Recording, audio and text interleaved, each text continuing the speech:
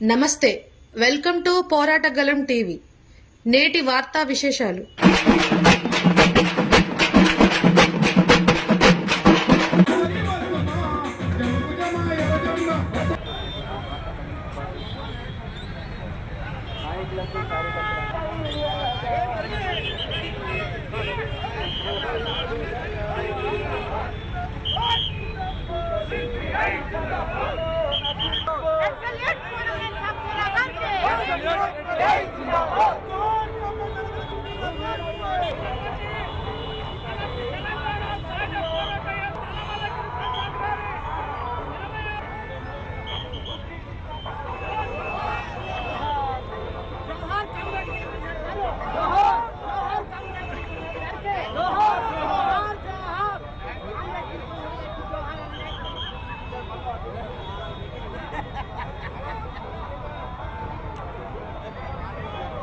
जिंदाबाद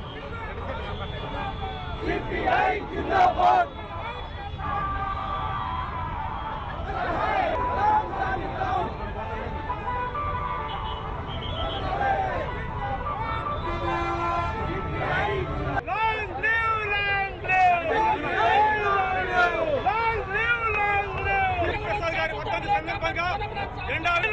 భారత communist party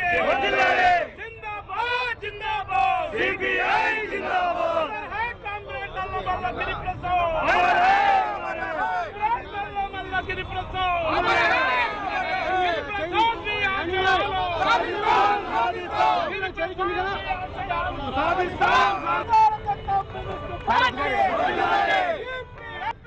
जिंदाबाद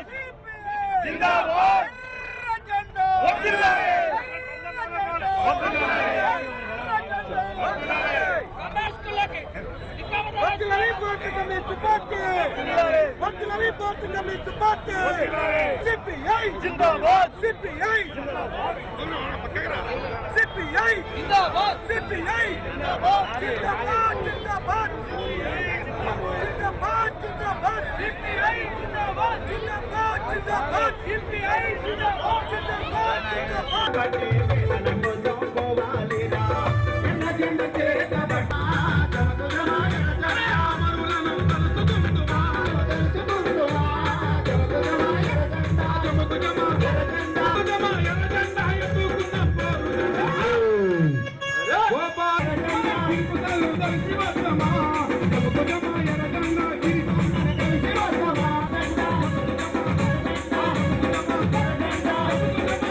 అమరపల్లి పోయి వస్తుమా అమరపల్లి పోయి వస్తుమా జనకుజమాయర జెండా అమరపల్లి పోయి వస్తుమా జనకుజమాయర జెండా అమరపల్లిని కలిసి వస్తుమా జనకుజమాయర.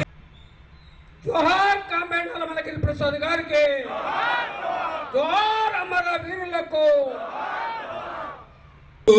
జోహారులు జోహారులు జోహారులు జోహారులు జోహారులు జోహారులు లాలా సలాం లాలా సలాం లాలా సలాం లాలా సలాం లాలా సలాం లాలా సలాం లాలా సలాం లాలా సలాం జోహారులు జోహారులు జోహారులు జోహారులు జోహారులు జోహారులు. ఖమ్మం జిల్లా మధుర మండలం తొండల గోపారముల పుట్టిన కామ్రేడ్ నల్లమల గిరిప్రసాద్ గారిని తలుచుకుంటూ జోహారులు జోహారులు జోహారులు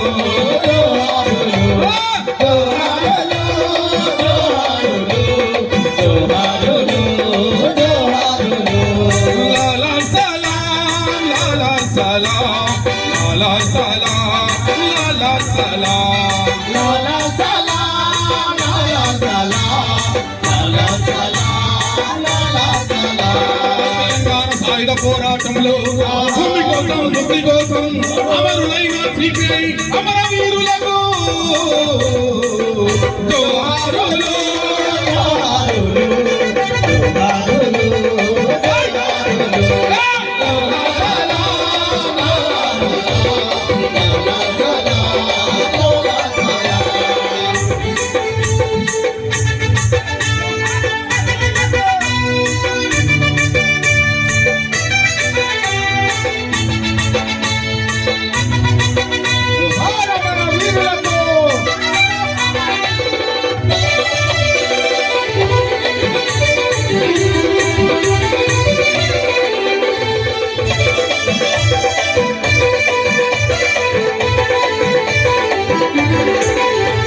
పేద ప్రజలకు అండదండైనటువంటి ఎర్ర జెండని నమ్ముకున్న ఎర్ర జెండా కార్మికులందరికీ కర్షకులకు ఎర్ర జెండా పోరాడాలన్న అమరవీరులకు జోహారులు.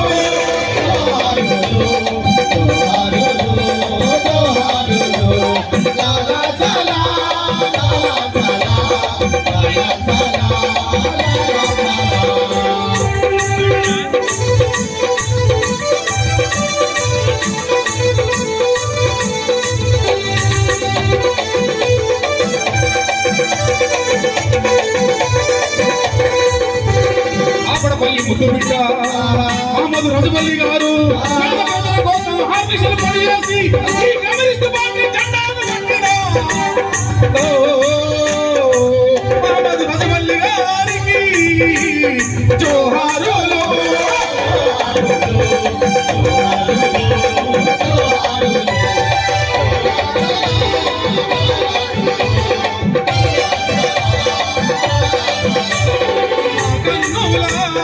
చిరుదివ్యాలు వెన్నెల దయవ జెండాలు జోహారులు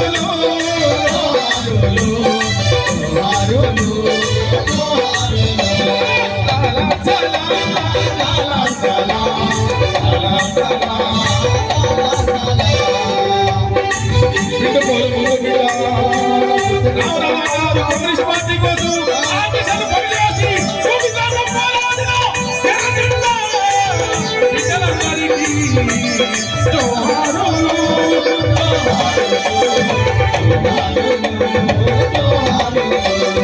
లాలా సలాం లాలా సలాం లాలా సలాం లాలా సలాం జోహారులు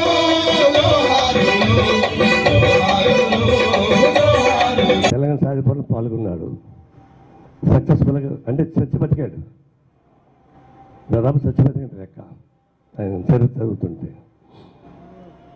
అసలు సాయుధపడటం ఇప్పుడు సాధ్యం కాదు. మాస్కో దాకా పోయారు తెలంగాణ సాయుధపడడం గురించి చర్చించడానికి నాయకులంతా. స్టాలిన్ చెప్పాడు, ఇంత పెద్ద భారతదేశంలో తెలంగాణ చిన్న చుక్క రెడ్ స్టార్, దాన్ని మీరు ఎట్లా విముక్తి చేస్తారయ్యా? సాధ్యమవుతుందా? చైనా అంటే చాలా వెనకబడిన ప్రాంతం కాబట్టి ఊళ్ళు ఆక్రమణ చేసుకుంటూ వచ్చారు. అప్పుడు కమ్యూనికేషన్ లేవు, రవాణా సౌకర్యాలు లేవు. అప్పుడు సాధ్యమైంది. ఈనాడు గంట 2 గంటల్లోనే ఏ మూలకైనా సరే సైన్యాన్ని పంపించేటువంటి యంత్రాంగం వచ్చేసింది. అలాంటప్పుడు మీరు దాన్ని ఎట్లా విముక్తి చేస్తారు? ఎట్లా సాధ్యమవుతుంది అని చెప్పి దాన్ని కన్విన్స్ చేసి తెలంగాణ సాయుధ పోరాటాన్ని ఉపసంహరించి ఏర్పాటు చేశాడు. సుందరయ్య గారు, చంద్రరాజేశ్వర గారు, బసవపున్నయ్య గారు వీళ్ళందరూ వెళ్ళినాయి. అంటే ఒక గుణపాఠం. ఒక గుణపాఠం ఏంటి? ఆయా పరిస్థితుల్లో ఉన్నటువంటి సమస్యను దృష్టిలో పెట్టుకొని పోరాటం సాగించాలి. చైనా విప్లవం వేరు, రష్యా విప్లవం వేరు, ఆడవాళ్ళ సామాజిక పరిస్థితులు. కానీ మనది అది కాదు. కానీ దాన్ని తెలుసుకున్న తర్వాత ఒక మార్గానికి వచ్చాం. అంటే ఆనాడు పడిన బీజం ఇంకా కొనసాగుతూనే ఉంది. నిన్న బస్తర్లో నక్సలైట్లను చంపినటువంటి కథ కూడా ఆ కొనసాగింపే. ఆ కొనసాగింపులోనే సంబాని చనిపోయాడు. ఆయన మంచి యువకుడు. కానీ బాధ ఏంటంటే వాళ్ళు పోలీసు వాళ్ళు చంపుతున్నారు, వాళ్ళు సంతాపం ప్రకటించి అలసిపోతున్నారు. ఇంకెన్నాళ్ళు అలసిపోవాలా? ఇది సాధ్యమవుతుందా? సాధ్యం కానప్పుడు అనేక ఉద్యమాలని మార్చుకున్నాం, ఎత్తుగడలను మార్చుకున్నాం. సిద్ధాంతం మారక్కల్లా, సిద్ధాంతం ఒకటే. కానీ ఎత్తుగడలను మార్చుకోవాలి. ఎత్తుగడలు మార్చుకోవడం తప్పేం కాదు. మన గోల్ చేరడానికి ఎత్తుగడలు మార్చుకోవడం తప్పేం కాదు. అది కూడా తప్పు అని చెప్పని రిజర్వేషన్ అని చెప్పేసి తిట్టేవాళ్ళు ఉన్నారు. ఇప్పుడు కూడా తెలుగు సవాల్ చేసి జరిగిపోతే కష్టం అని చెప్పేసి నేపథ్యంలో ఇప్పుడు చాలా బాధతో చెప్తున్నాం. చాలా ముక్కు పట్టానికి యువకులు చనిపోతున్నారు. మనం ఇక్కడి నుంచి ఖండిస్తూనే ఉన్నాం, కానీ కాపాడలేకపోతున్నాం. నిన్న మనం జరిగింది పెద్ద ఘటన. అంటే సంతోషపడింది ఎవరు?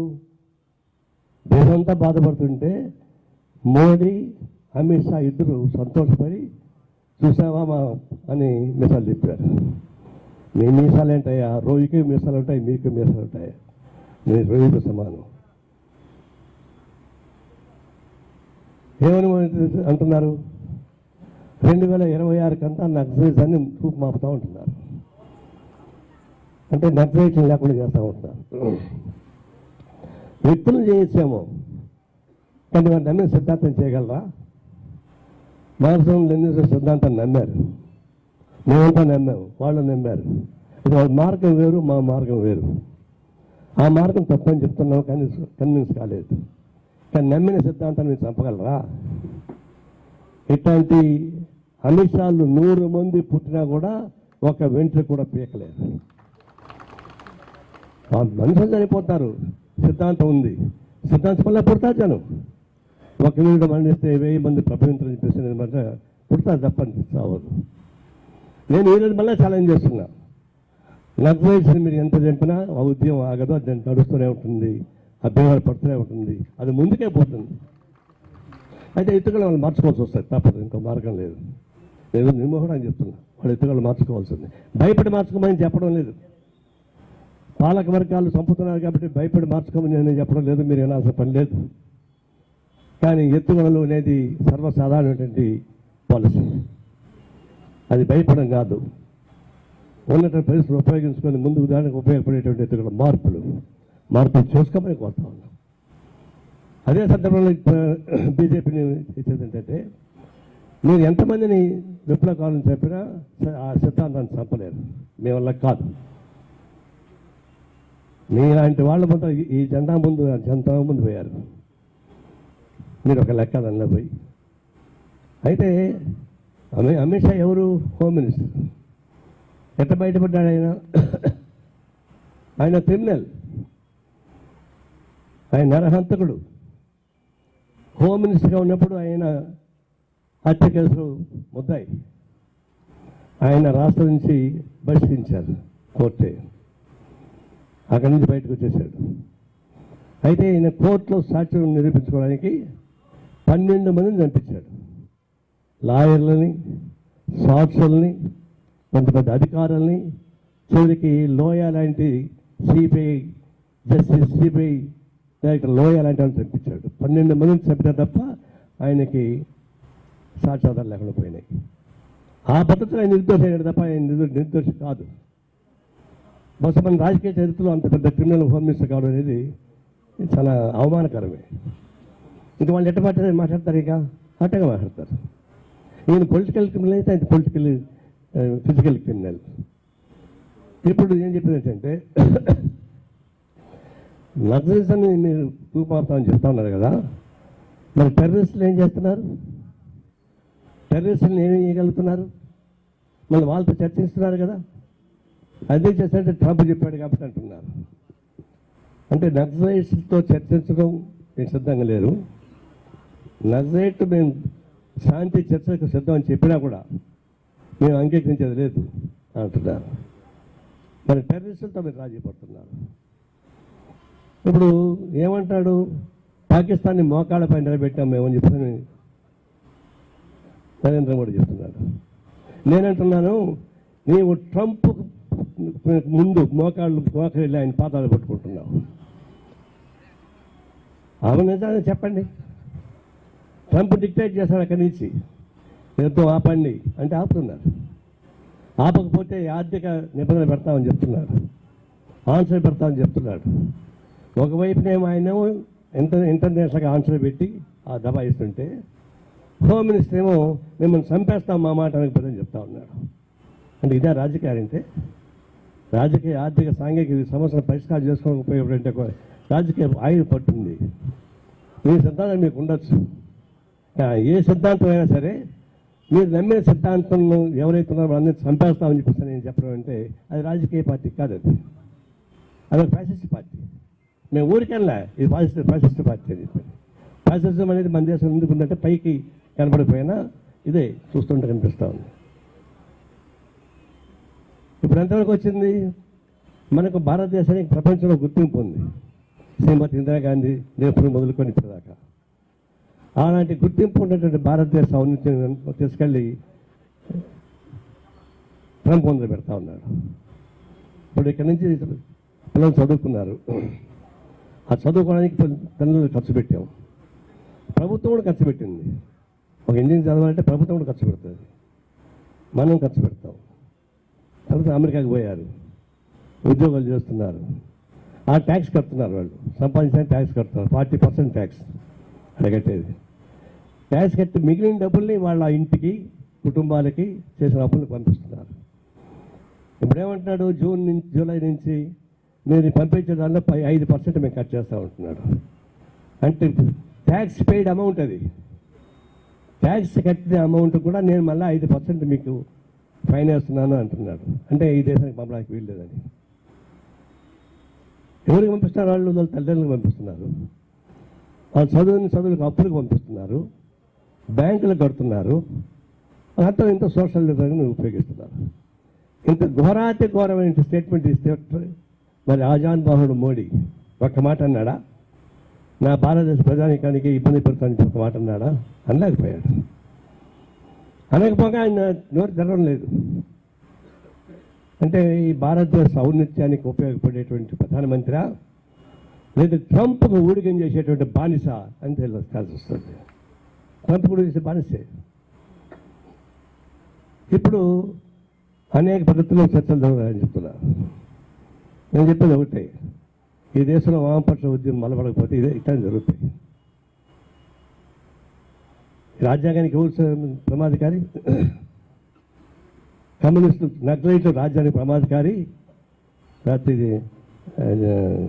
ఢిల్లీలో ఉన్నటువంటి ఒక ఇంగ్లీష్ వారు మాట్లాడినప్పుడు ఈ రాజ్యాన్ని కూల్చేస్తూ ఉంటారని వాళ్ళు, రాజ్యాంగాన్ని కూల్చేస్తామని చెప్పేటువంటి వాళ్ళకి మీరు సపోర్ట్ చేస్తారా అని చెప్పంటున్నాడు.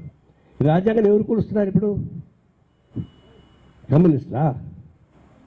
కాదు.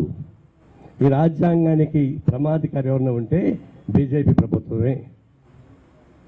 వాళ్ళు స్పష్టంగా చెప్పారు కదా, ఎన్నికైన ప్రభుత్వాలు రాష్ట్రంలో ఉంటే, బీజేపీ వ్యతిరేక ప్రభుత్వాలు ఉంటే మీరు నామినేట్ చేసేటువంటి గవర్నర్స్ని వాళ్ళు కంట్రోల్ చేస్తున్నారు. నామినేట్ చేసిన గవర్నరు ఎంపికైన ప్రభుత్వాన్ని కంట్రోల్ చేసే పరిస్థితి ఉంది. కరెక్ట్ కాదు చెప్పేసి సుప్రీంకోర్టు ఒక మాట చెప్పింది. Chief justice of India supreme court ఒక మాట చెప్తే సుప్రీంకోర్టు వ్యతిరేకించింది ఎవరు? మనం వ్యతిరేకించండి, మీరు దేశద్రోహం అనేవాళ్ళు. న్యాయ చట్టాన్ని వ్యతిరేకిస్తారా, కోర్టును వ్యతిరేకిస్తారని చెప్పి అనేవాళ్ళు. మనం కూడా వ్యతిరేకించింది, మనం స్వాగతం పలికాము. వ్యతిరేకించింది ఎవరంటే సాక్షాత్తు ద్వితీయ పౌరుడు, ప్రథమ పౌరురాలు ప్రెసిడెంట్ ఆఫ్ ఇండియా, ద్వితీయ పౌరుడు vice president of India. Vice president of India chief జస్టిస్ని పట్టుకొని తోలాడుతున్నాడు. నీకెవరు ఇచ్చారు హక్కు, నువ్వు ఆన్సర్ పెడతావు అంటున్నాడు. అంటే సుప్రీంకోర్టుని ఆన్సర్ అంటే మనకున్నది ఏంటి? స్టాట్యూటరీ బాడీస్, ఒకటి president of India, election commission of India, CPI, EC election commission, RBI, ఇవి ఉన్నాయి, 5 ఉన్నాయి. నీతి ఆయోగ్ అంటే ప్రభుత్వంలో ఉన్నటువంటి వ్యవస్థీకృత యంత్రాంగం, స్టాట్యూటరీ బాడీస్ అంటాం. ఆ బాడీస్ పైన అటాక్ చేస్తుంది ఎవరంటే గవర్నమెంట్ అటాక్ చేస్తాం. మోడీ అటాక్ చేస్తున్నాడు, అమిత్ షా అటాక్ చేస్తున్నాడు. అంటే ఈ రాజ్యాంగం ఎవరు ఎదురిస్తున్నారు? ఈ రాజ్యాంగం ఎవరు కోసాన్ని ప్రయత్నిస్తున్నారు? ఫెడరల్ వ్యవస్థను ఎవరు ధ్వంసం చేయడానికి ప్రయత్నిస్తున్నారు? రాష్ట్రాలకు హక్కులు ఉన్నాయి కదా, రాష్ట్రాలకు ఉన్న హక్కులు హరిస్తూ ఉన్నావు కదా గవర్నర్ ద్వారా. అడిగితే వాళ్ళపైన దాడులు చేస్తున్నావు కదా. అంటే ఈ రాష్ట్రంలో ఫెడరల్ వ్యవస్థను ధ్వంసం చేస్తూ ఉన్నారు. వక్ఫ్ బిల్లు పెట్టాడు అంటే ఒక సెక్షన్ ఆఫ్ దిక్స్ వాళ్ళని అంతం చేయడానికి. అంబేద్కర్ చెప్పింది ఏంటంటే ఈ దేశంలో 1%, 0.5% ఉన్న రిలీజియస్ కూడా మతాలకు సంబంధించిన వాళ్ళని గౌరవించాల్సిందే.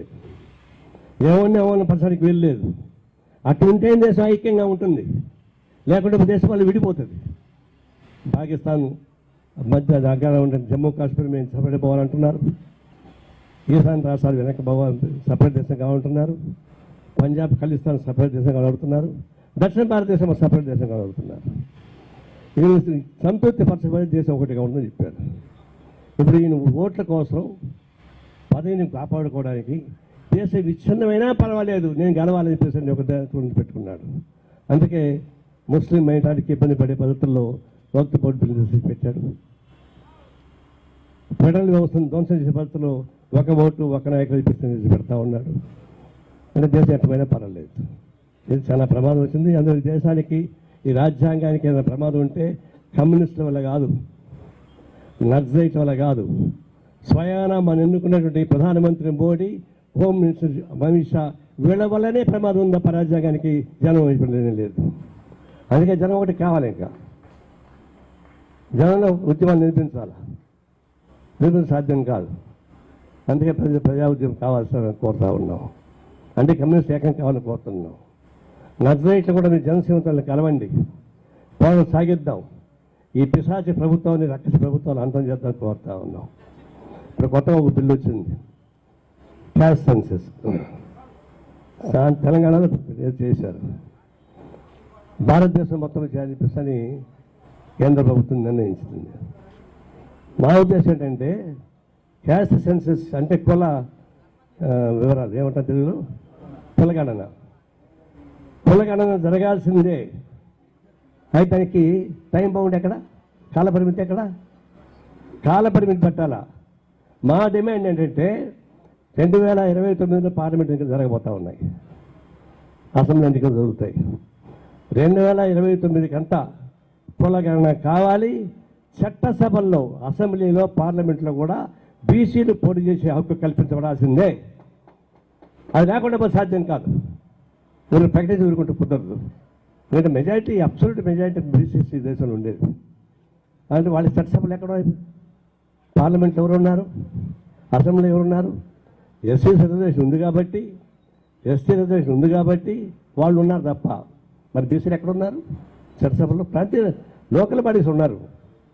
కానీ అసెంబ్లీలో, పార్లమెంట్లో కూడా కులగణన తర్వాత బీసీలు కూడా పోటీ చేసేటువంటి హక్కు ఉండాలి. రాజ్యాంగ సవరణ కావాలని కోరుతా ఉన్నాం. దానికోసం దేశం మొత్తం మీద ఉద్యమం సాగించాలా. ఎప్పుడైతే పైకి వస్తుందో అప్పుడు పోతారు. లెక్కలు తీయండి. సంపన్నులు కూడా ఎంతమంది ఉన్నారు? 94 మంది మంత్రివర్గంలో ఉంటే దాదాపుగా 90 మంది కోటీశ్వరులే, కార్పొరేట్ వర్గం ఉండేవాళ్ళు. 54% మంది ఎమ్మెల్యే ఎంపీలు కోటీశ్వరులే, మామూలు లేరు. అంటే కార్పొరేట్ వర్గాలకి కొమ్ము కాసేటువంటి రాజకీయ పరిస్థితి వచ్చేసింది. వాళ్ళని కాపాడలేం కదా ఇప్పుడు రకం చెప్పేది. ఎందుకు రకం చెప్తారు చెప్పండి? చిత్తం శివుడు మనసు ప్రసాదం పడినట్టుగా అడవుల సంపద ఉంది, మణిపూర్లో సంపద ఉంది, ఎక్కడ చూసినా విలువైన సంపద అడవి ప్రాంతంలో ఉంది. అడవి ప్రాంతం ఉంది, వాళ్ళని రక్షించేది గిరిజనులు రక్షించేది నక్సలైట్స్. కాబట్టి అడవి ఖాళీ కావాలా. అంటే నక్సలైట్ల పేరుతోటి వాళ్ళని ఒకళ్ళని చంపితే 10 మంది గిరిజనులు చంపేస్తూ ఉన్నారు. అంటే 2026 కంతా మొత్తం అడవి ప్రాంతంలో ఉన్నటువంటి గిరిజనుల్ని చంపేస్తే అడవి మొత్తం ఖాళీ అయిపోతుంది. అప్పుడు ఇప్పుడున్నటువంటి సింహాలు, పులులు ఉన్నాయి. అప్పుడు అదాని, అంబానీ పుల్లు పోతాయి అక్కడికి. మొత్తం కార్పొరేట్ వర్గాలు అడవి మాయమైపోద్ది. జమ్మూ కాశ్మీర్ తీసేశారు. ఏమైంది? ఇప్పుడు 3000 ఎకరాల ల్యాండ్ కార్పొరేట్ కంపెనీలు కొనేసుకున్నారు. అంతమంది లేరు అట్లా. అంటే అటవీ సంపద మీద కన్ను పెట్టినట్టు కార్పొరేట్ వర్గాలను మేలు చేయడానికి నక్సలైట్ పూర్తి చూపించి దాన్ని ఖాళీ చేసేటువంటి నరహంతులుగా మారిపోయారు. అన్నది మొత్తం గవర్నమెంట్ మొత్తం మారిపోతా ఉంది. పేదలు ఎగిరిపోతున్నారు. వాళ్ళు చెప్తా ఉన్నారు. ఆమె చెప్పింది కదా నిర్మలా సీతారామన్ 16.5 లక్షల కోట్ల రూపాయలు ఎగ్గొట్టి బయటికి అని చెప్పింది. 16 లక్షల కోట్ల రూపాయలు ఎవరిది? మనం పన్ను కట్టాం. టీ తాగితే పన్ను కట్టాం, సినిమా చూస్తే పన్ను కట్టాం, తలకు రంగు వేసుకుంటే పన్ను కట్టాం. రంగు వేసుకుని ఉన్నారు ఇక్కడ, ఉన్నారు. సబీర్ కూడా రంగు వేసినట్టు ఉన్నాడు. వేయలేదా? దయ్యే వేసాడు. అదే తలకు రంగు వేసుకొని మొదలుకొని చివరికి శవం కాస్తం దానిపోతే ఆ శవం కాస్తం దగ్గర కూడా ఉత్పన్నం వసూలు చేస్తుంటాం. తమలపాకులు అని పెడతాం కదా. అంటే ఈ విధంగా డబ్బులు వసూలు చేసిన డబ్బుల్ని ఖజానా పెడితే మరి 16.5 లక్షల కోట్ల రూపాయలు ఎగ్గొట్టిపోయింది ఎవరు? 29 మంది. 29 నుండి 28 మంది గుజరాత్ గోండాలే. అందులో 7 మంది మోడీ ఇంటి పెరిగిన వాళ్ళే. ఒక్కడే విజయమాల్య కర్ణాటక వాడు, మీకంతా గుజరాత్ వాళ్ళే. మరి 16.5 లక్షల కోట్ల రూపాయలు ఎగ్గొట్టిపోయి విదేశాలు నిలబడి ఉంటే వాళ్ళ పైన యాక్షన్ తీసుకున్నారా? వాళ్ళ ఆస్తుల పైన యాక్షన్ తీసుకున్నారా? ఆ డబ్బులు ఏమైనాయి? ఆ 15 సంవత్సరాల క్రితం బాంబేలో ఒక హోటల్ మీద దాడి జరిగితే ఆ టెర్రరిస్ట్ని పట్టుకొచ్చారు మొన్న అమెరికా నుంచి. ఒక టెర్రరిస్ట్ని పట్టరాగలేదు కానీ ఆర్థిక టెర్రరిస్ట్ని పట్టుకొచ్చారా? 29 మంది ఆర్థిక టెర్రరిస్టులే. వాళ్ళని పట్టరారా? ఎందుకు పట్టరాలే? నేను పట్టరా తలుచుకోలేదు. మీకు ఈ భారతదేశాన్ని మొత్తం కార్పొరేటీకరణ చేసి ప్రజాస్వామ్యం లేకుండా చేసి ఒక నియంత్రణ పాలన సాగించేటువంటి ప్రయత్నం చేసుకొస్తా ఉన్నారు. అందుకని ఇప్పుడు ప్రజాస్వామ్యం కాపాడుకోవాల్సిన పరిస్థితి ఏర్పడిపోయింది. వీటిలోనే అనేక ఉద్యమాలు వస్తూ ఉన్నాయి. దీనిలో ఒక భాగం ఇందాక నేను చెప్పిన బీసీ రిజర్వేషన్ పిల్లకంటే ఒక భాగం. దాంతో కూడా అనేక సమస్యల మీద ఫైట్ చేస్తున్న పరిస్థితి ఏర్పడతా ఉంది. ఇది గ్రాస్ రూట్ లెవెల్, అంటే కింద ప్రాంతం నుంచి అట్టడుగు నుంచి ప్రజల నుంచి మనం సైతం తీసుకురావాలా, పైన కాదు. ఆ విషయం గిరిప్రసాద్ చేసేవాడు. ఆయన ఎక్కడ జిల్లా కౌన్సిల్కి వచ్చినా గ్రామీణ ప్రాంత సమస్యలు మొదలుకొని వ్యవసాయకాల సమస్యలు మొదలుకొని అన్ని క్షుణ్ణంగా పరిశీలించేవాడు. ఒకసారి ఈమె జిల్లాల కౌన్సిల్ జరుగుతూ ఉంది. ఈసారి పంటల డబ్బులు లేవు మాకు, మేము డబ్బులు వసూలు చేయలేకపోతాం చెప్పేసి అంటున్నాం. ఒక రైతు ఈసారి పంటలు బాగా పడతాయండి అన్నాడు. ఏంటంటే గిరిప్రసాద్ వేసి పంటలు బాగా పడతాయి కదా, మరి డబ్బులు వసూలు చేసుకోండి అని చెప్పాడు. అంటే ఎవరు ఎక్కడ ఏం జరుగుతుందో తెలుసుకునేవాడు. అందువల్ల ఇప్పుడు మనం పైన కాదు చేయాల్సింది. గిరిప్రసాద్ జ్ఞాపకం గురించుకోవాలంటే కింది ప్రాంతం నుంచి అట్టడు నుంచి మనం ఫైట్ చేయాల్సిందే, ప్రజలను సమీకరించాల్సిందే. నిజంగా కష్టం అవుతా ఉంది. మనకు ఒక ఎదురుగాలి. అందుకని రాజకీయాలు మొత్తం వ్యాపారీకరణ అయిపోయినాయి. వ్యాపారీకరణ అయినాకనే కదా డిఫెక్ట్స్ వస్తూ ఉన్నాయి, మార్పులు వస్తున్నాయి. ఎందుకంటే వ్యాపారం చింతపండు వ్యాపారం చేస్తారు, లాభం వస్తే చింతపండు వ్యాపారం చేస్తారు, నష్టం వస్తే బెల్లం వ్యాపారం చేసుకుంటారు, దాని నష్టం వస్తే ఇంకొక వ్యాపారం చేసుకుంటారు. రాజకీయ పార్టీలు కూడా ఒక రాజకీయ పార్టీ చేరుతున్నారు, దాని లాభం ఉంటే చేరుతున్నారు, లేకపోతే వెళ్ళిపోతున్నారు. ఆ పార్టీ పడిపోతా ఉంటే వదిలిపెట్టి వెళ్ళిపోతున్నారు. అంటే వ్యాపారంలో మార్చేది కానీ రాజకీయాలు మార్చేస్తున్నారు. ఉదయం ఒక పార్టీ సాయంత్రం ఒక పార్టీ మారిపోతున్నారు. ఒకసారి ఒక సినిమా థియేటర్ చెప్పా, బాగా కొట్లాడుకునేవాళ్ళు ఒకప్పుడు. నేను చూడుకున్నప్పుడు సినిమా థియేటర్ కాదు బాగా కొట్లాట. ఇప్పుడు అందరూ కనపడలేదంటే, లేదు సార్ ఈ రౌడీలంతా చట్టసభలకు వెళ్ళిపోయారు అన్నారు. అంత ఎమ్మెల్యేలు ఎంపీలు అయిపోయారు, రౌడీలు లేరు ఇక్కడ కింద. అట్లాంటి రౌడీ అది వచ్చేసింది. ఇప్పుడు వచ్చిన తర్వాత ఈ ప్రజాస్వామ్యం ఎట్లా జరుగుతుంది? దీన్ని మనం సాధించుకోవాల్సిన అవసరం ఉంది. ఒకవైపున రాజకీయ వ్యవస్థలో ఒక సాఫ్ట్ వెదర్, డబ్బులు, కులం, మతం, ప్రభుత్వ యంత్రాంగం, ఇవన్నీ మనకు వ్యతిరేకమైన అస్త్రాలు. ఇవన్నీ మన చేతుల్లో లేవు. వాలీబాల్ ప్లేస్లో వాలీబాల్ ఆడగలం, క్రికెట్ గ్రౌండ్లో క్రికెట్ ఆడగలం, రాజకీయ గ్రౌండ్లో రాజకీయాలు ఆడగలం. రాజకీయాలు ఆడండి, నేను సవాల్ సిద్ధం. కానీ మీరు రాజకీయాలు ఆడడం లేదే. రాజకీయాలు పక్కన పడేశారు. డబ్బులతో మతాలతో రెచ్చగొడుతూ ఓటు సంపాదన ప్రయత్నిస్తున్నారు. ఎందుకు చేస్తారా పని? మోడీ 400 సీట్లు వస్తాయన్నాడు, 303 నుంచి 400 సీట్లు వస్తాయన్నాడు. కానీ ఎన్ని వచ్చాయి? 240 వచ్చాయి. ఆయనకే ఓట్లు తగ్గినాయి. వ్యక్తిగతంగా ఆయనకి ఓట్లు తగ్గినాయి, బీజేపీ పరంగా ఓట్లు తగ్గిపోయినాయి. అందుకనే ఆయన ప్రధానమంత్రి అయినాడు. పక్కన చంద్రబాబు నాయుడు, నితీష్ కుమార్, వీళ్ళిద్దరూ చెరొక కాలు, ఎడం కాలు ఒకడైతే కుడి కాలు ఒకడు. వాళ్ళు మోస్తున్నారు. వాళ్ళెందుకు మోస్తారు? వాళ్ళు కూడా వాళ్ళది. వాళ్ళిద్దరు లేకుండా ఆయన ప్రధానమంత్రి కాడు. రేపు రాబోయే రోజుల్లో కూడా సాధ్యం కాదు. కాబట్టి ఇప్పుడు వక్త్ బిడ్ల మీద పేరు, ఆ పేరుతో ఈ పేరుతో కులాలని వైషమ్యాలను రెచ్చగొట్టి యాంటీ గవర్నమెంట్గా ఉండేవాళ్ళు, అంటే బీజేపీకి వ్యతిరేకించే పార్టీల మీద రాష్ట్రాల దాడులు చేయించి, తమిళనాడు, కేరళ, బెంగాలు దాడులు చేయించి అట్టగలని ప్రయత్నిస్తున్నారు. అందుకని వాళ్ళు చెప్పే రాజకీయ విలువలు కాదు. వాళ్ళకి తెలిసిపోతా ఉంది మేము ఓడిపోతున్నామని. ఓడిపోయకుండా ఆయనకు ఉపయోగపడే ఎత్తుగడ్డ వేస్తూ ఉన్నారు. దాని దురదృష్టవశాత్తు సపోర్ట్ చేస్తూ ఉన్నారు. ఇప్పుడు రాజకీయ పార్టీ పుంజుకు వస్తూ ఉన్నాయి. వాళ్ళకి ఎత్తే ఉన్నటువంటి వాళ్ళని రాజకీయ కుంపట్లు పెడతా ఉన్నారు. నిన్న విదేశాలకు పోతారు డెలిగేట్స్. ఆయా రాజకీయ పార్టీని అడగాల, అయ్యా మీ పార్టీని ఎవరు పంపిస్తారని అడగాల. ఎందుకంటే బీఫార్మ్ ఇచ్చేది రాజకీయ పార్టీ నాయకులు కదా. మరి సాంబశివరావు ఎమ్మెల్యేగా అయినాడు, కానీ బీఫార్మ్ ఇచ్చింది సెంట్రల్ సిపిఐ, సెంట్రల్ పార్టీ అడగాల మీరు ఎవరు పంపిస్తారని చెప్పేసి. కానీ అది అడగడం లేదు. ఒకసారి అసెంబ్లీ లోపల గాంధీ విగ్రహం ఉంది. అక్కడ ఎమ్మెల్యేలు ఎంపీలే పోవాలి లోపలికి ధర్నా చేయడానికి అన్నారు. ఇప్పుడు ఎర్రమనాయుడు అప్పుడు ఓడిపోయాడు, ఆయన బయట నుంచి ఉన్నాడు. నేను పోయా, ఏమన్నా బయట నుంచి ఉన్నాడంటే ఎమ్మెల్యేలు ఎంపీలే పోవాలంటున్నారండి అన్నాడు. ఎవడా చెప్పి పోలీసు అక్కడే ఉన్నారు డీజీపీతో సహా. ఎవడా చెప్పిన తలకాయలు అన్నాడు, బీఫారం మనం ఇస్తే గెలిచిన వాళ్ళు లోపల ఉంటారా, మనం బయట ఉంటామా? ఎవడా చెప్పింది నీకు? పరంపర లోపల తీసిపోయాను. పోలీసులు ఏం మాట్లాడలే.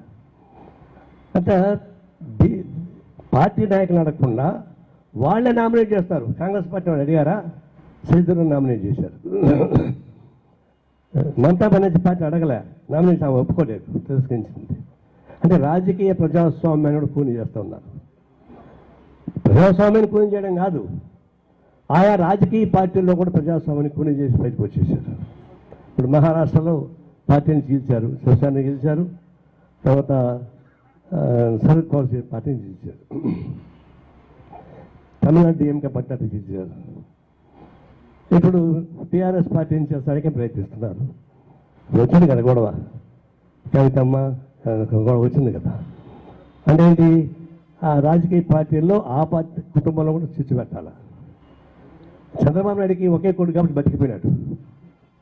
ఆయన ఇద్దరు కొడుకులు ఉంటే ఇప్పటి వాళ్ళని చిచ్చు పెట్టేవాడు. ఒక కొడుకు కాబట్టి ఆయన ఏం చేయలేరు.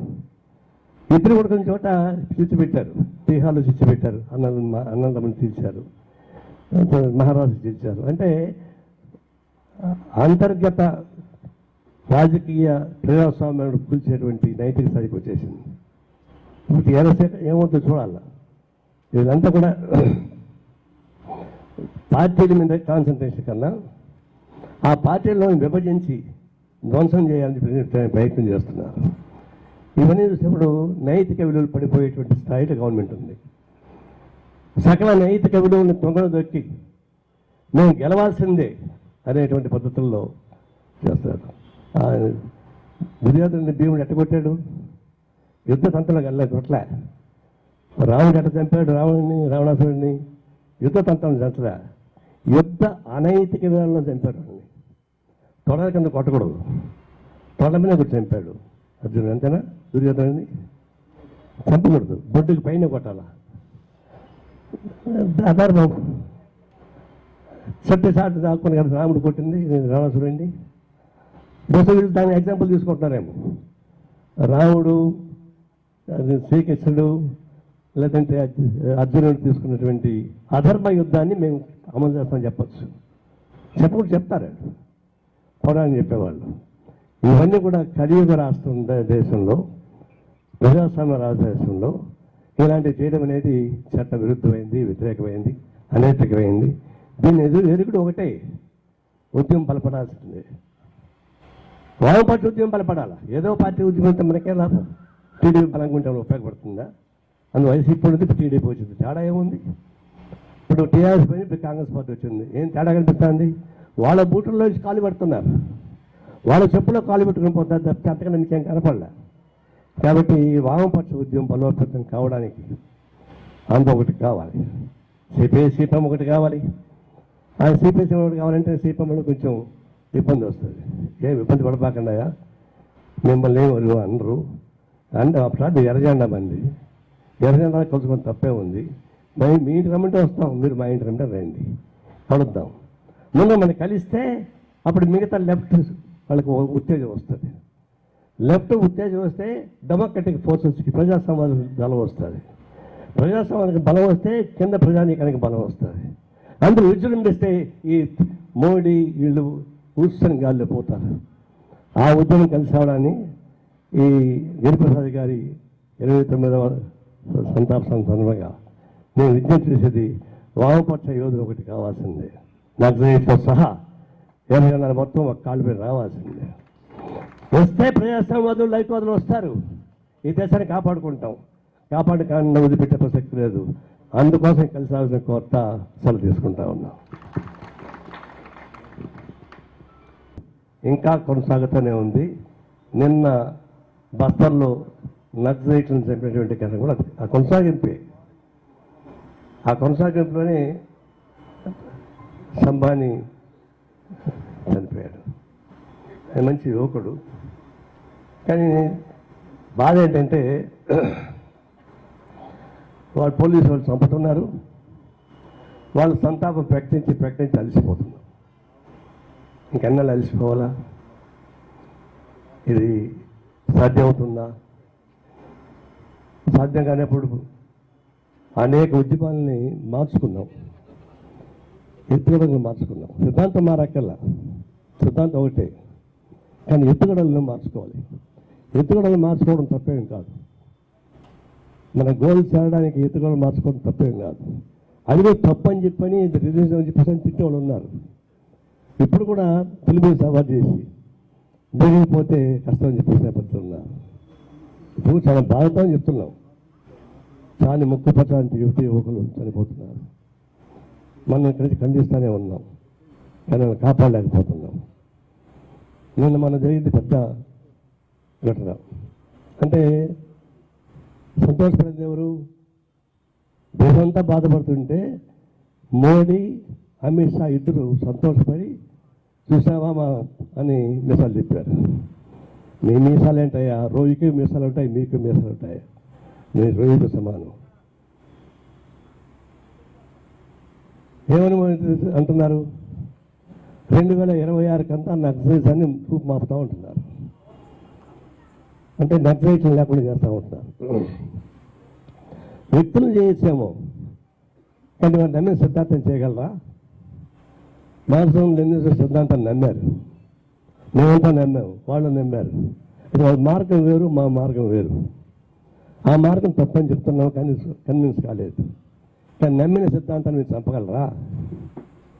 ఇట్లాంటి అమిషాలు 100 మంది పుట్టినా కూడా ఒక వెంట్రుక కూడా పీకలేదు. మనుషులు చనిపోతారు, సిద్ధాంతం ఉంది, సిద్ధాంతం వల్ల పుడతారు జనం. ఒక వీడు మరణిస్తే 1000 మంది ప్రభావితం చెప్పేసి పుడతారు తప్పని సావదు. నేను ఈరోజు మళ్ళీ ఛాలెంజ్ చేస్తున్నా. నక్సలైట్స్ని మీరు ఎంత చెప్పినా ఆ ఉద్యమం ఆగదు, అది నడుస్తూనే ఉంటుంది, అభ్యవహారం పడుతూనే ఉంటుంది, అది ముందుకే పోతుంది. అయితే ఎత్తుగడ వాళ్ళు మార్చుకోవాల్సి వస్తుంది, తప్పదు, ఇంకో మార్గం లేదు. నేను నిర్మోహం అని చెప్తున్నా, వాళ్ళు ఎత్తుగడలు మార్చుకోవాల్సింది. భయపడి మార్చుకోమని చెప్పడం లేదు. పాలక వర్గాలు చంపుతున్నారు కాబట్టి భయపడి మార్చుకోమని నేను చెప్పడం లేదు, మీరు వినాల్సిన పని లేదు. కానీ ఎత్తుగడలు అనేది సర్వసాధారణమైనటువంటి పాలసీ. అది భయపడం కాదు, ఉన్నటువంటి పరిస్థితులు ఉపయోగించుకొని ముందుకు దానికి ఉపయోగపడేటువంటి ఎత్తుగడ మార్పులు చేసుకోమని కోరుతా ఉన్నాం. అదే సందర్భంలో బీజేపీని ఇచ్చేది ఏంటంటే, మీరు ఎంతమందిని విప్లవకాలను చెప్పినా ఆ సిద్ధాంతాన్ని చంపలేరు, మీ వల్ల కాదు. మీలాంటి వాళ్ళ మొత్తం ఈ జెండా ముందు ముందు పోయారు, మీరు ఒక లెక్క దానిలో పోయి. అయితే అమిత్ షా ఎవరు? Home minister. ఎట్ట బయటపడ్డాడు ఆయన? ఆయన క్రిమినల్, ఆయన నరహంతకుడు. హోమ్ మినిస్టర్గా ఉన్నప్పుడు ఆయన హత్య కేసులు ముద్దాయి. ఆయన రాష్ట్రం నుంచి బహిష్కరించారు కోర్టే, అక్కడి నుంచి బయటకు వచ్చేసాడు. అయితే ఈయన కోర్టులో సాక్ష్యం నిరూపించుకోవడానికి 12 మందిని చంపించాడు. లాయర్లని, సాక్షుల్ని, కొంతమంది అధికారుల్ని, చివరికి లోయ లాంటి సిబిఐ డైరెక్టర్ లోయ లాంటి వాళ్ళని చంపించాడు. 12 మందిని చంపిన తప్ప ఆయనకి సాక్ష్యాధారాలు లేకుండా పోయినాయి. ఆ పద్ధతిలో ఆయన నిర్దోషి అయినాడు తప్ప ఆయన నిర్దోషి కాదు. బహుశా మన రాజకీయ చరిత్రలో అంత పెద్ద క్రిమినల్ హోమ్ మినిస్టర్ కావడం అనేది చాలా అవమానకరమే. ఇంకా వాళ్ళు ఎట్ట మాట్లాడతారు, ఇక అట్టగా మాట్లాడతారు.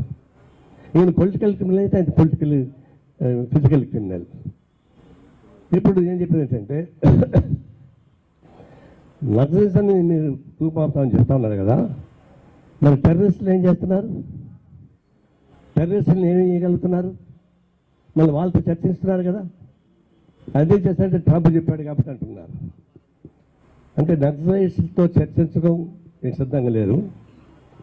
నక్సలైట్ మేము శాంతి చర్చలకు సిద్ధం అని చెప్పినా కూడా మేము అంగీకరించేది లేదు అంటున్నారు. మరి టెర్రరిస్టులతో మీరు రాజీ పడుతున్నారు. ఇప్పుడు ఏమంటాడు, పాకిస్తాన్ని మోకాళ్ళపై నిలబెట్టాం మేమని చెప్పని నరేంద్ర మోడీ చెప్తున్నాడు. నేనంటున్నాను, నీవు ట్రంప్ ముందు మోకాళ్ళు ఆయన పాదాలు పట్టుకుంటున్నావు. అవును, నిజాన్ని చెప్పండి. ట్రంప్ డిక్టేట్ చేస్తాడు అక్కడి నుంచి, యుద్ధం ఆపండి అంటే ఆపుతున్నారు. ఆపకపోతే ఆర్థిక నిబంధనలు పెడతామని చెప్తున్నారు, ఆన్సర్ పెడతామని చెప్తున్నాడు. ఒకవైపునేమో ఆయన ఇంటర్నేషనల్గా ఆన్సర్ పెట్టి ఆ దబాయిస్తుంటే, హోమ్ మినిస్టర్ ఏమో మిమ్మల్ని చంపేస్తాం మా మాట అనకపోతే చెప్తా ఉన్నాడు. అంటే ఇదే రాజకీయాలు అంటే? రాజకీయ ఆర్థిక సాంఘిక సమస్యలు పరిష్కారం చేసుకోకపోయేటంటే రాజకీయ ఆయుధ పట్టుంది. మీ సిద్ధాంతం మీకు ఉండొచ్చు, ఏ సిద్ధాంతం అయినా సరే మీరు నమ్మిన సిద్ధాంతం ఎవరైతే ఉన్నారో అందరినీ చంపేస్తామని చెప్పేసి నేను చెప్పడం అంటే అది రాజకీయ పార్టీ కాదు, అదొక ఫ్యాసిస్ట్ పార్టీ. మేము ఊరికెళ్ళా ఇది ఫ్యాసిస్ట్ పార్టీ అని చెప్పి. ఫ్యాసిజం అనేది మన దేశం ఎందుకు ఉందంటే పైకి కనబడిపోయినా ఇదే చూస్తుంటే కనిపిస్తూ ఉంది. ఇప్పుడు ఎంతవరకు వచ్చింది? మనకు భారతదేశానికి ప్రపంచంలో గుర్తింపు ఉంది. శ్రీమతి ఇందిరాగాంధీ నేర్పుని మొదలుకొని ఇప్పటిదాకా అలాంటి గుర్తింపు ఉన్నటువంటి భారతదేశ ఔన్నత్యం తీసుకెళ్ళి ట్రంప్ మొదలు పెడతా ఉన్నాడు. ఇప్పుడు ఇక్కడి నుంచి పిల్లలు చదువుకున్నారు, ఆ చదువుకోవడానికి పిల్లలు ఖర్చు పెట్టాం, ప్రభుత్వం కూడా ఖర్చు పెట్టింది. ఒక ఇంజనీర్ చదవాలంటే ప్రభుత్వం కూడా ఖర్చు పెడుతుంది, మనం ఖర్చు పెడతాం. తర్వాత అమెరికాకి పోయారు, ఉద్యోగాలు చేస్తున్నారు, ఆ ట్యాక్స్ కడుతున్నారు. వాళ్ళు సంపాదించిన ట్యాక్స్ కడుతున్నారు, 40% ట్యాక్స్ అడగట్టేది. ట్యాక్స్ కట్టి మిగిలిన డబ్బుల్ని వాళ్ళ ఇంటికి కుటుంబాలకి చేసిన అప్పులకు పంపిస్తున్నారు.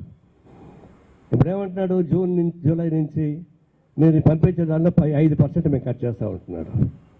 అంటే ట్యాక్స్ పెయిడ్ అమౌంట్, అది ట్యాక్స్ కట్టిన అమౌంట్ కూడా నేను మళ్ళీ 5% మీకు ఫైన్ వేస్తున్నాను అంటున్నాడు. అంటే ఈ దేశానికి పంపడానికి వీల్లేదని. ఎవరికి పంపిస్తున్నారు? వాళ్ళు వాళ్ళ తల్లిదండ్రులకు పంపిస్తున్నారు, వాళ్ళు చదువులకు అప్పులకు పంపిస్తున్నారు, బ్యాంకులకు కడుతున్నారు, అంతా ఇంత సోషల్ నిర్వహణ ఉపయోగిస్తున్నారు. ఇంత ఘోరాతి ఘోరమైన స్టేట్మెంట్ ఇస్తే మరి ఆజాన్ బాహుడు మోడీ ఒక్క మాట అన్నాడా? నా భారతదేశ ప్రజానికానికి ఇబ్బంది పడతానికి ఒక మాట అన్నాడా? అనలేకపోయాడు. అనకపోగా ఆయన నోరు తెరవడం లేదు. అంటే ఈ భారతదేశ ఔన్నత్యానికి ఉపయోగపడేటువంటి ప్రధానమంత్రి లేదు, ట్రంప్కు ఊడిగం చేసేటువంటి బానిస అని తెలుసుకోవాల్సి వస్తుంది. ట్రంప్ కూడా చేసే బానిసే. ఇప్పుడు అనేక పద్ధతుల్లో చర్చలు జరుగుతాయని చెప్తున్నా. నేను చెప్పేది ఒకటే, ఈ దేశంలో వామపక్ష ఉద్యమం మలబడకపోతే ఇదే ఇట్లా జరుగుతాయి. రాజ్యాంగానికి ఎవరు ప్రమాదకారి? కమ్యూనిస్టు నక్సలైట్లు రాజ్యానికి ప్రమాదకారి. రాత్రి ఢిల్లీలో ఉన్నటువంటి ఒక ఇంగ్లీష్ మాట్లాడినప్పుడు ఈ రాజ్యాన్ని కూల్చి